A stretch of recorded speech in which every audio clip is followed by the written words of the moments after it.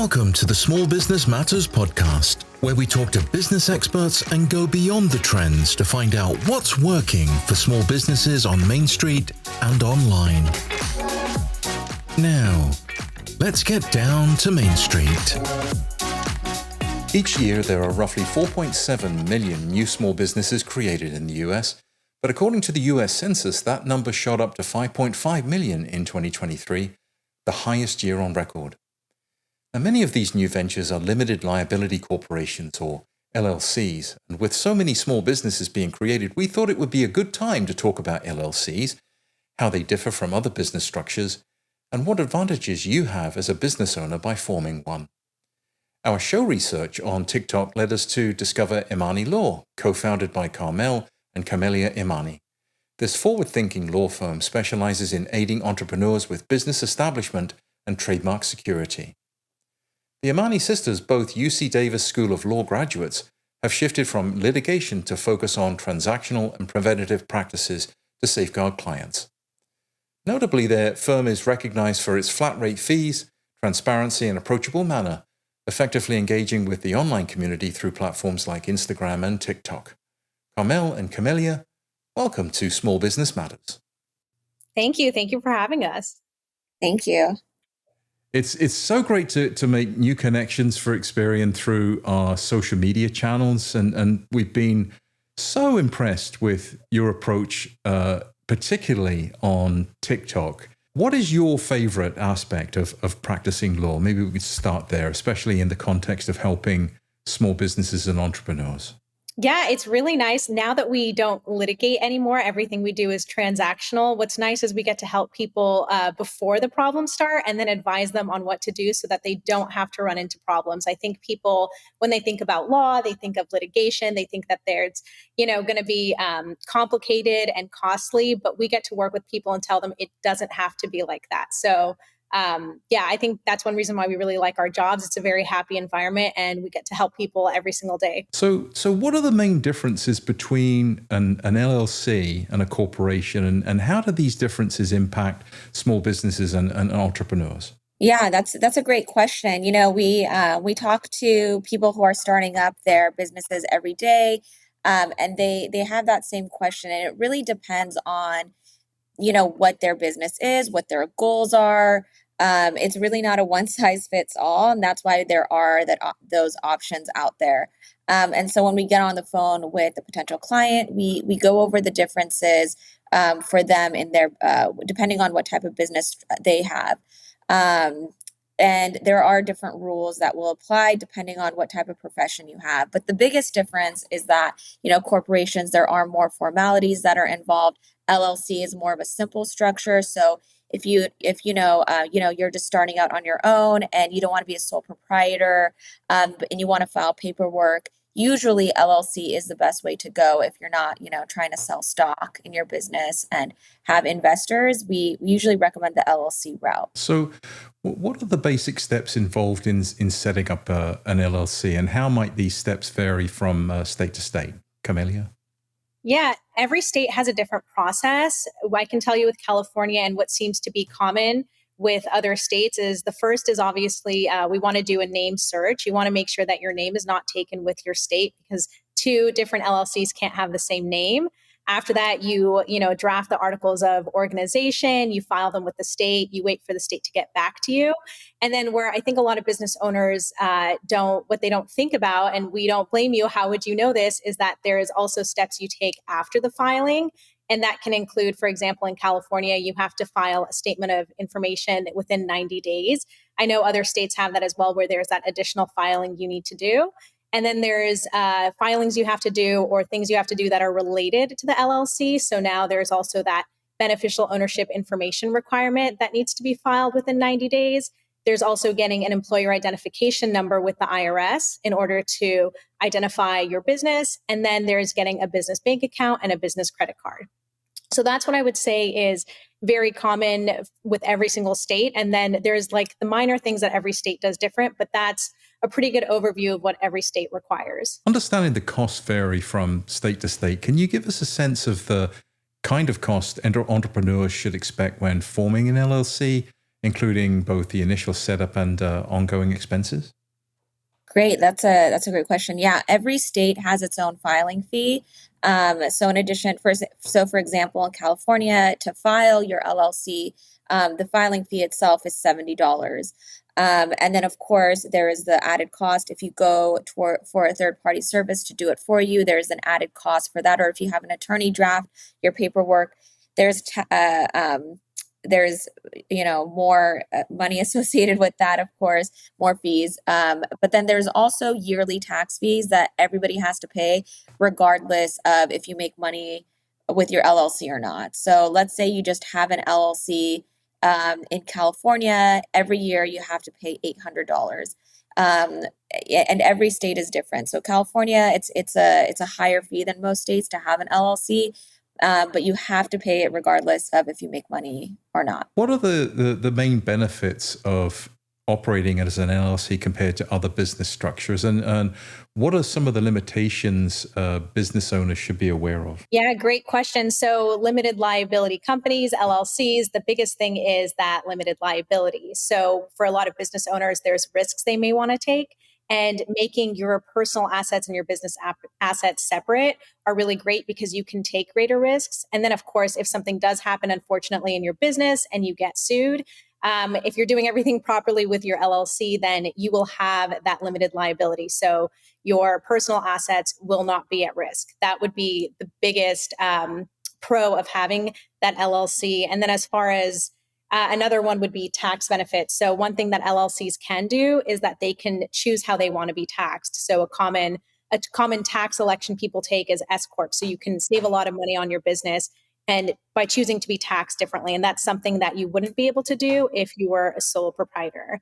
Now, when it comes to the cons of having an LLC and limitations, really the biggest one is just cost. But that's with everything in business, right? There's always going to be a cost to something. So for majority of business owners, the pros always outweigh the cons. Interesting. Now, you mentioned taxes a second ago. Let's get further into that. Can you explain the tax treatment of LLCs and how business owners might decide between being taxed as a sole proprietor, partnership versus electing S corporation tax status? What are the tax advantages? So the way that you are taxed when you file an LLC really depends on how many members are in your LLC. So let's just say it's just one person, then you will be taxed as a sole proprietor or taxed as a disregarded entity, just because you are a sole member.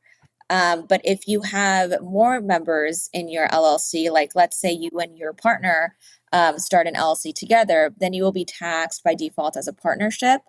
But the good news is that, there are these default tax statuses that you are given when you file for an LLC.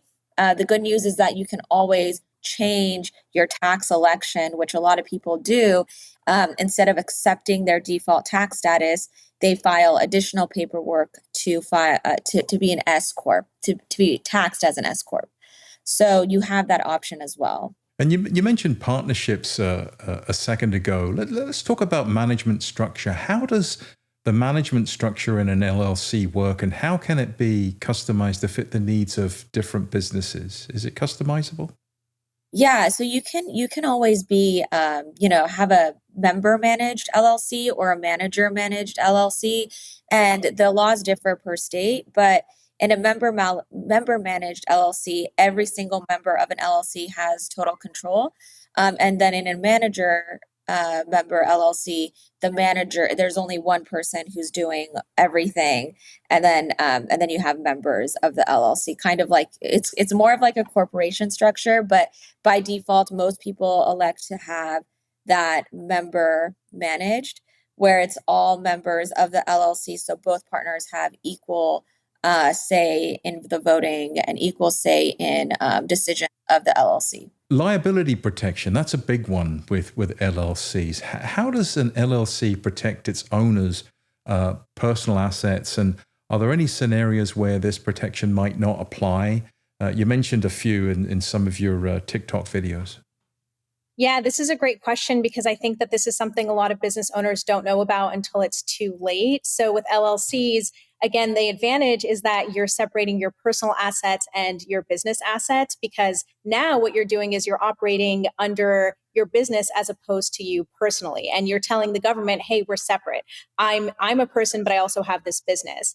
A common way that people mess up and they don't realize it is one, when they sign contracts, they sign it on the behalf of themselves personally as opposed to on behalf of the business. And so we actually have a couple TikToks where we show exactly how to sign how to sign under your business, right? You want to make sure that you're showing that you are the owner or whatever management structure you have, that's your role within the LLC, and you're not signing the contract personally. Because if you do sign it under yourself personally, and then you have to go to court, it might show that you're doing this as a personal transaction versus a business transaction. And then the second issue that could come up is a lot of business owners think that filing their LLC is all they need and they're good to go. But this kind of goes back to what we talked about earlier, which is that filing your LLC isn't enough. You want to make sure that you have that business bank account and that business credit card so that you're really showing the state that, hey, we are actually separate. I'm not just hiding behind my business. So you fully have to take all of the steps when filing your LLC to make sure that your LLC is actually protecting you. So what are the requirements for maintaining the limited liability protection of an LLC, and what actions could potentially pierce the corporate veil? Yeah, you want to make sure that you always keep your LLC active. And again, this varies from state to state. With California, LLCs have to file their statement of information every 1 to 2 years. You want to make sure that you're keeping up with the franchise tax that you have to pay yearly. And then you want to make sure that when you have a business transaction, you're doing it through your business bank account or your business credit card. You don't want to commingle your funds, because then that could tell the court what might happen if you get sued is something called piercing the corporate veil. And if somebody does take you to court and then they're subpoenaing all your documents, they can say, well, hey, look, this person is one and the same with their business. They're using their business bank account for personal transactions and vice versa. So that's a big no-no. You don't want to do that. Keep everything with your business separate from your personal stuff. So how important is the operating agreement for an LLC, and what key elements should be included in that document? Yeah, an operating agreement, is the best way to think about what an operating agreement is that it's a rule book for your LLC, essentially. So it tells, if anything happens, and you go to court, there's two things that can happen. If you don't have an operating agreement, the state law will apply on how to treat your LLC. But if you have an operating agreement, now that operating agreement will apply instead of the default state laws. And so in that operating agreement, it's really important to have, what are the rules of each member, especially if you have a partnership. What happens if, you want to dissolve your LLC? How are those proceeds distributed at the end? How do you want to wind down the LLC? There's a lot of different, when we do the operating agreements, we make sure to have every single scenario that could happen. What if a member dies? I mean, there's a lot that can happen, and you want to just make sure you're covered in every scenario so that, if you ever have to end your LLC or wind down, you know exactly how to distribute those proceeds. So what are some common pitfalls or mistakes that you see entrepreneurs make when setting up an LLC, and how can they be avoided? Thankfully, that a lot of the common mistakes that could occur with setting up an LLC and having one can be avoided. You just have to make sure you know what to do, because you don't know what you don't know. The main one is not following the steps. So after the filing, make sure you're keeping up to date with the LLC. The other one is commingling funds, like we talked about earlier. Make sure that all of your business expenses or any income is in a business bank account versus a personal one. Just keep everything separate is a general rule of thumb. And then make sure, you're up to date on any state filing, because if your LLC is inactive, then that's going to be a huge problem. And then the other last one is sometimes not all business owners need an LLC, right? There's a different type of business structure that's actually required by the state. So in California, for example, if you're a professional, you actually aren't allowed to have an LLC. You need to have a professional corporation. So that's actually been an issue where a lot of people will come to us after their business is filed and they want to come to us for a trademark. And then what ends up happening is we look up their business with the state and we tell them, oh, actually, this is not the correct business structure for you. So then we have to refile all of the paperwork for them. And it's costly because now they're doing this process all over again when, unfortunately, if they had just had it set up properly the first time, they wouldn't have to go through this But all of that can be avoided, right? Making sure you have the right information, talking to a business attorney can help that. But yeah, all of it can be avoided. There's just a couple things you need to know. And once you know it, you're good to go. So a lot of these businesses that are starting up, a lot of them are bootstrapped. A lot of them don't have, let's say that they don't have a big bank account with funding for attorneys. Do you have any recommendations for entrepreneurs who don't have a lot of money to pay for a lawyer and set up of their LLCs? Yeah, we actually came up with a tutorial that we pre-recorded where we personally walk you through exactly how to set up your LLC, exactly how to do, file all the documents, how to fill them out correctly with the state of California. And we have it up on our website so that people can do it themselves, so that they're not spending, that sometimes even thousands of dollars on an attorney. Instead of attorney having to do it, we walk you through exactly how to do that for a small fee. And so that is a great way. It's like having an attorney by your side without really paying hourly for that attorney's time. And in the videos too, because we've been doing this for so long, we've had every question come up.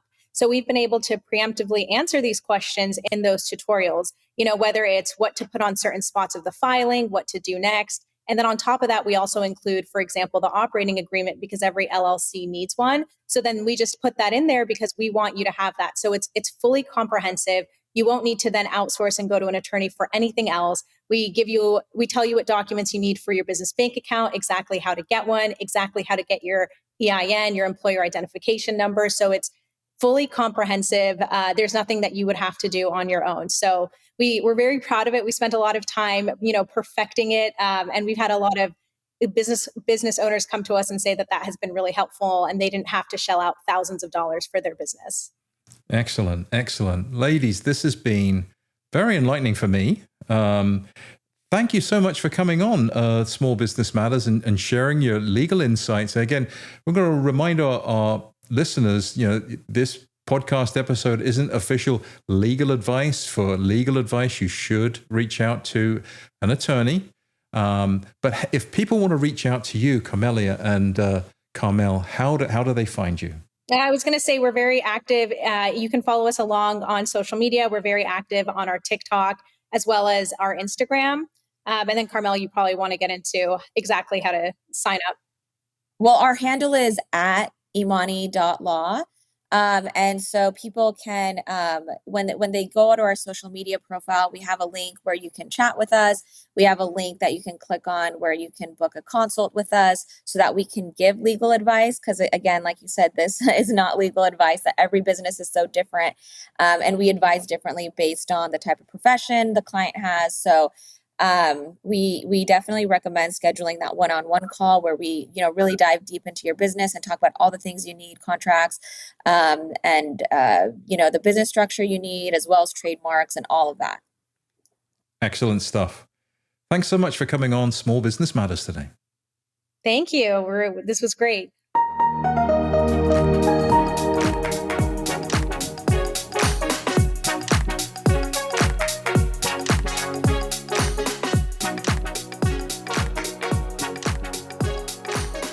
We've been talking to small business owners all across the US for a segment we're calling Founder's Narrative. Small business origin stories from a founder's perspective.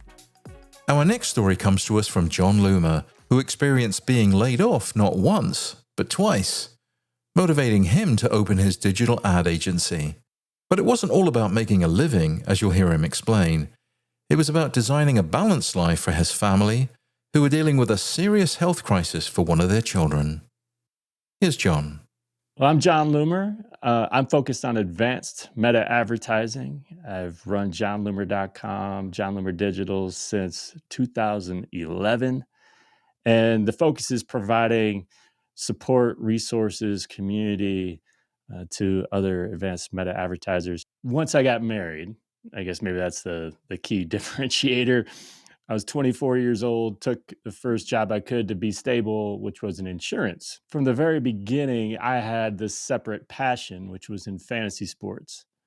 And unfortunately, it or fortunately, I guess, it probably overwhelmed me a bit that I was so into it, and to the point where I was working for fantasy sports sites, updating content, things like that. I ended up starting my own website when this was a big deal back in like 2002, 2003. To be blunt, I was not a very good employee in the insurance world. Looking back, that was probably a good thing because that's ultimately what led to getting an opportunity working for the NBA, overseeing fantasy games for them. Understand this is also during a time, a year prior, our oldest son was diagnosed with cancer. So we're going to leave Colorado for New Jersey, where we don't know anybody, we don't have family, anything. But it's just this amazing opportunity. So there's a bit of bartering on my part with my wife to get this done. That this was going to be a short-term deal. Did it for 3 seasons. It was awesome. Understand, while I was with the NBA, one of the pivotal things that happened there was we partnered with Facebook. And this was just as Facebook opened up beyond high school and college kids. So 2007. And I fell in love with the platform at that time. I was like the first admin of the official NBA Facebook group before there were pages. That's how long ago that was. Once I left, I took a job in a startup development company for fantasy games. That didn't last very long. 6 months, got laid off. That was a very stressful job. After a bit of kind of consulting stuff, I worked for the American Cancer Society, which was a great job. Again, the history with my son. And there was a VP of strategic marketing role, which is a bit of a experimental role, I guess, at that time. That lasted for about 2 years. Got laid off again. A couple things. I knew I didn't want to get laid off again. I also didn't want to move my family again because we had done a lot of moving around and was just unstable during the prior 10 years. I knew I didn't want to go back to insurance. I didn't know I wanted to start a business. All I do was, here are some skills that I have. I'm going to create a website, johnloomer.com. The primary focus of it in the beginning was, this is going to be how I showcase my skills and experience so somebody will hire me. So the thought of being an entrepreneur and like having some grand plans for this business didn't exist. But what I did have was a lot of time and desperation, honestly. It took some time to kind of find, my focus. But one thing I quickly found was I had an audience, and eventually realized, look, I've got something I can leverage, create a product, and it kind of went from there. So I've been self-employed since late 2011. The little things that we obsess over don't matter that much. It was a daily reminder that I want to spend as much time with my kids, my family as possible. Honestly, once I was laid off the second time, this was an opportunity to have more control over that. I wanted to coach their baseball teams. I wanted to spend more time with them growing up, experience life with them. I didn't want to be traveling the world without them, right? In the very beginning, there was just a lot of desperation. Like, I need to find ways to make money. Things took off surprisingly fast. And when they did, then I could start making some decisions. And whereas I found myself saying yes to almost everything during that first year, I started saying no a lot, and just started, I think, prioritizing, what was most important at that point. It wasn't necessarily growing this business. I got to the point where it ballooned well beyond anything of my wildest dreams, and that's really what I did. And now my kids, 2 of them are out of the house. Our oldest, who was the cancer survivor, is in med school, and my youngest is in high school. So my coaching days are over.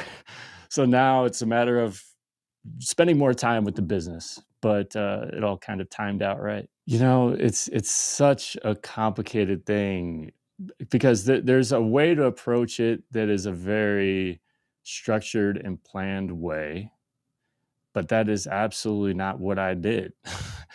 So in one way, I don't want to tell you, risk everything and just quit your job. I mean, that's crazy. For me, having desperation that I have to make it work is why it worked. If I had a job while I was like, oh, I want to see if I can start a business, I guarantee it. Because honestly, I had all kinds of harebrained ideas through the years that I tried to do something with, but they never went anywhere until I was forced to figure out a way. Make sure you have some motivation there, though, that burns you inside to build something great, even if you're not desperate. I guess, if that makes any sense.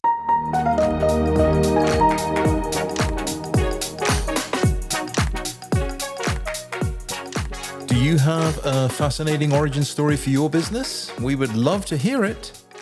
Reach out to us at smbmatters@experian.com. Well, that brings us to the end of today's episode. For any resources mentioned on the show today, visit our show notes over at experian.com/smbmatters, and be sure to subscribe to our blog for articles and tips to improve your business credit. And if you're new to the show, be sure to follow us. And if you love it, let your friends know or tag us on Instagram. We are at ExperianBIS, #SMBMatters. Drop us an honest review and rating on whichever platform you're listening on.